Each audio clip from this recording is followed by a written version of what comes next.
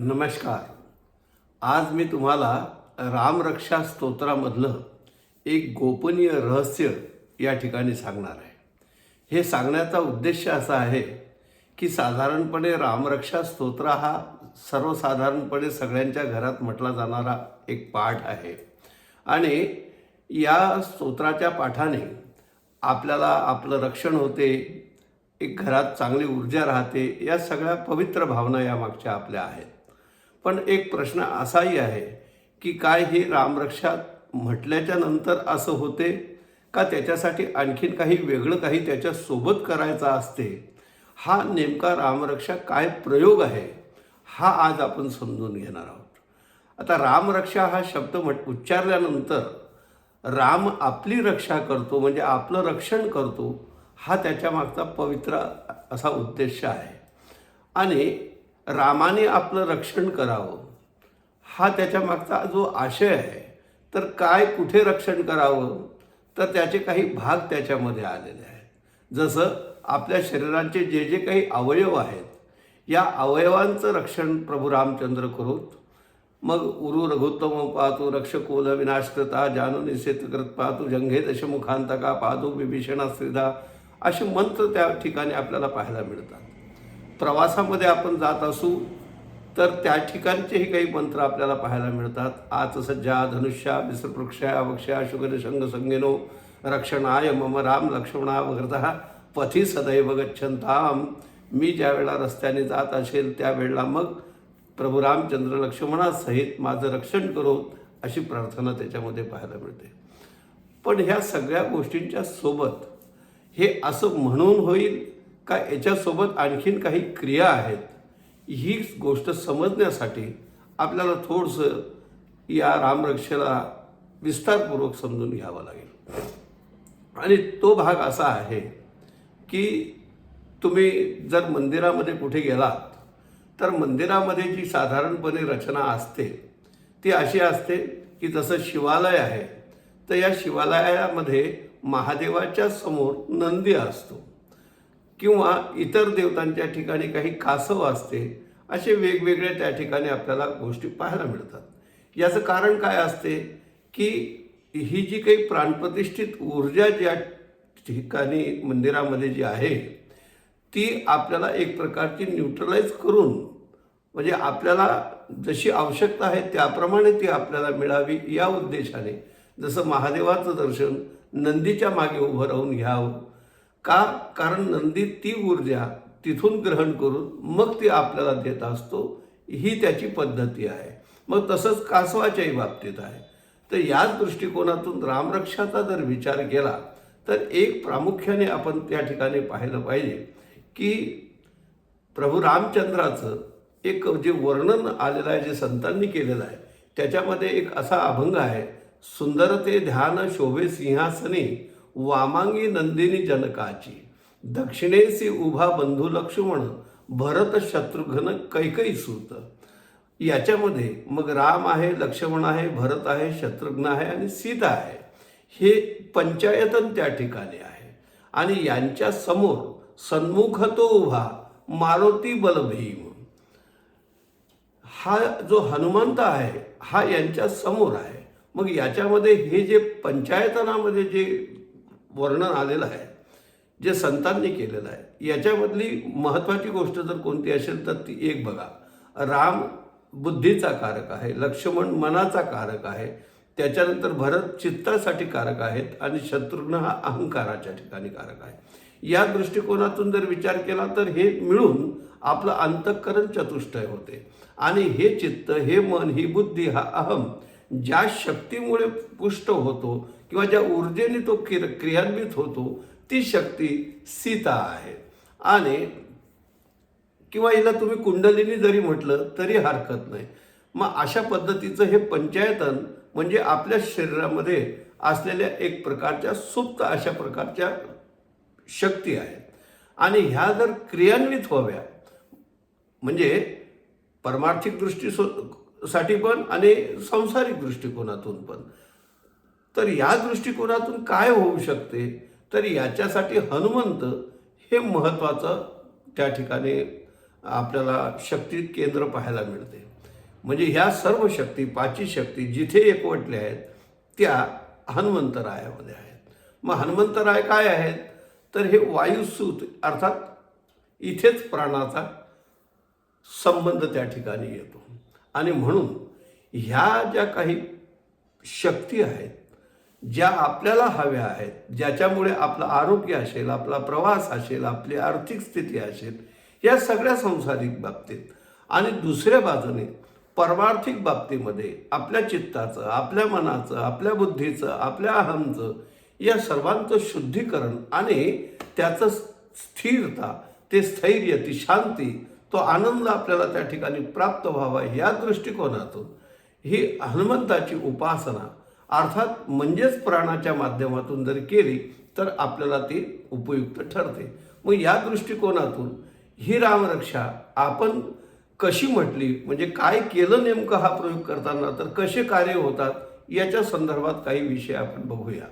पहिली गोष्ट अशी आहे की रामरक्षेचा पाठ हा आपल्या श्वासाच्या प्रक्रियेमध्ये, म्हणजे जो अनुलोम विलोम श्वास घेतो आणि सोडतो या प्रक्रियेमध्ये जर केला, म्हणजे मुखाने न म्हणता मनोमय रूपाने तो केला आणि श्वासाच्या सोबत केला, तर त्याचे अतिशय उत्तम परिणाम आपल्याला त्या ठिकाणी पाहायला मिळतात. पण सोबत प्राणायाम आणि त्याच्यासोबत रामरक्षा हे जर आपल्याला करणं कठीण होत असेल तर त्याच्यासाठी एक सोपा उपाय मी आपल्याला सांगतो की आपला जो हात असतो, जसं नाडी परीक्षण वैद्य करतात तशी आपण स्वतःच्या हातावरती अशी आपली ही बोटं ठेवायची आणि आपल्या नाडीचा पहिले आपण शोध घ्यायचा की जिथे आपल्याला त्या नाडीचं स्पंदन, ते बीट्स, ठोके आपल्याला त्या ठिकाणी आपल्या बोटाला त्याच्या स्पर्शाने ते जाणवतात.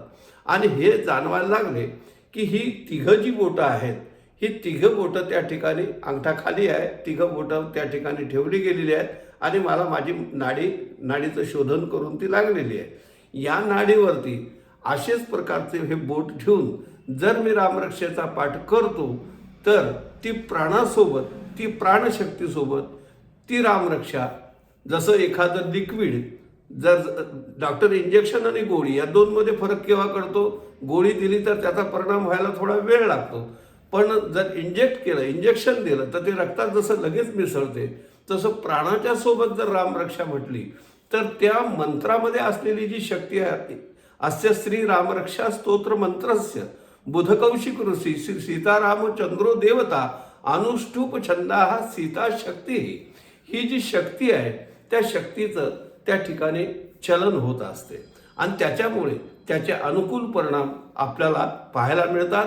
मग तो साधक असेल त्याच्यासाठी पण, आरोग्याच्यासाठी पण, किंवा आणखीन काही कारणं असतील त्या दृष्टिकोनातून. पण तरीसुद्धा थोडं पृथक भावाने जर याचा विचार केला तर काही गोष्टी मी तुम्हाला सांगतो. याच्यामध्ये जर आपल्याला असं वाटत असेल की आपल्यावरती काही अरिष्ट, काही संकट, काही अशी परिस्थिती की ज्याच्यातून काही मार्ग निघावा असं आपल्याला वाटते आणि आपण त्याच्यासाठी रामरक्षेचा पाठ करतो आहोत, तर अशा वेळेला एक अर्कपत्र म्हणजे रुईचं पान आपल्या हातामध्ये घेऊन आपण तो रामरक्षेचा पाठ करावा. तुम्ही म्हणाल की हे अर्कपत्रच का बरं, म्हणजे रुईचं पानच कशासाठी घ्यावं? याचं कारण अर्क म्हणजे एक, जसं हे रुईचं झाड आहे तसं हे द्योतक सूर्याचं सुद्धा आहे.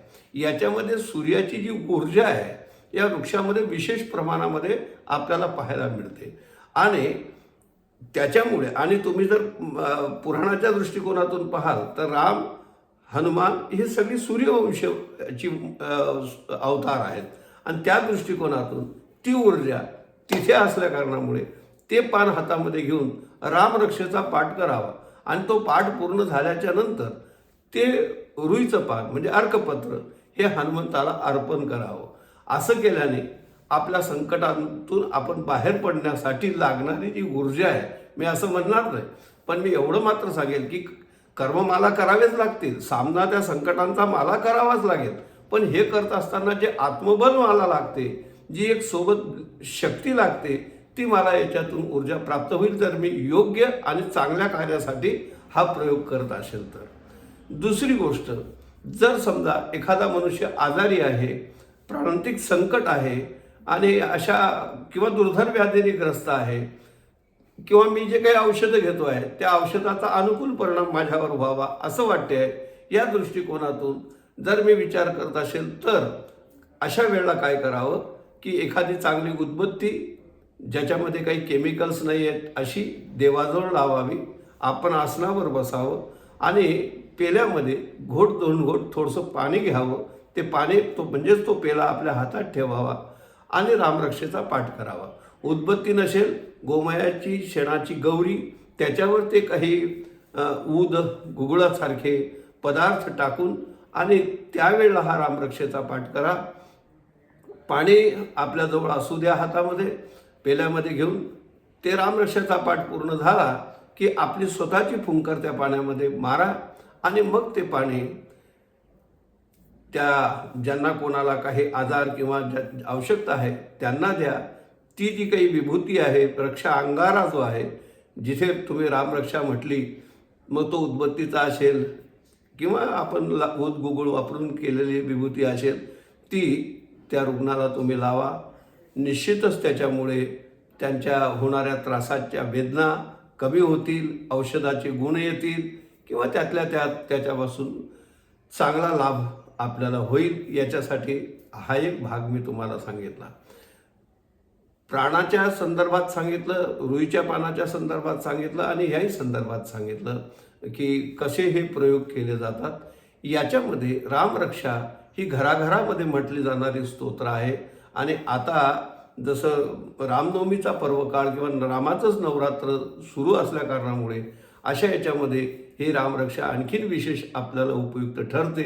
म्हणून रोज आपण रामरक्षा म्हणा, पण याच्यासोबत माझा आणखीन एक आग्रह आहे की आपण रामरक्षा म्हणत असताना आपल्या घरामध्ये असलेली आपली लहान मुलं असतील, नातू नाती असतील, यांना सोबत घेऊन बसून तुम्ही म्हणा, त्यांना म्हणायला लावा. कारण आपण सुद्धा आपल्या आजोबा आजीकडून, आईवडिलांकडून ही रामरक्षा अगदी लहानपणी मग मारुती स्तोत्र आहे हे सगळं शिकलो आणि त्याच्यासोबत आपल्यावर तो संस्कार झाला. हाच संस्कार पुढच्या पिढीला आपण द्यावा. याच्यासोबत मी एवढंच म्हणेल की रामरक्षा स्तोत्राच्या सोबत आपण मारुती स्तोत्र असेल, हनुमान चालिसा असेल, मारुतीचा एखादा मंत्र असेल किंवा केवळ मनोजवम मारुती तुल्य वेगम जितेंद्रियम बुद्धिमतां वरिष्ठम वातात्मजम मानरीथ मुख्यम श्रीरामदूतम शरणम प्रबद्धे. हनुमंतरायाचं जे जे काही आपल्याला शक्य असेल तसं ते म्हणा. म्हणून राम आणि हनुमान मिळून जर आपण ह्या गोष्टी केल्या तर मला वाटते की बुधकौशिक ऋषींनी आपल्या हातामध्ये रामरक्षेचा जो काही अद्भुत प्रयोग दिलेला आहे, एक दिव्य रसायन याच्याने दिलं गेलेलं आहे, त्याचा लाभ आपल्या सर्वांना होईल आणि तो आपण आयुष्यभर आणि आपल्या सर्व जे काही आपल्या घरातली कुटुंबीय आहे या सर्वांना देऊन आपण आपलं जीवन सुखी करूया. जय श्रीनाथ.